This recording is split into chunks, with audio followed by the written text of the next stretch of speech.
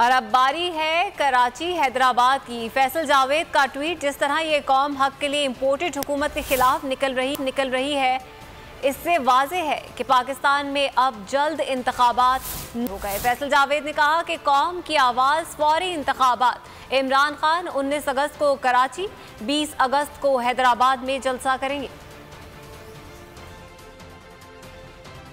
और अब बारी है कराची हैदराबाद की। फैसल जावेद का ट्वीट, जिस तरह ये कौम हक के लिए इम्पोर्टेड हुकूमत के खिलाफ निकल रही है, इससे वाज़ेह है कि पाकिस्तान में अब जल्द इंतखाबात हो गए। फैसल जावेद ने कहा कि कौम की आवाज़ फौरी इंतखाबात। इमरान खान 19 अगस्त को कराची, 20 अगस्त को हैदराबाद में जलसा करेंगे।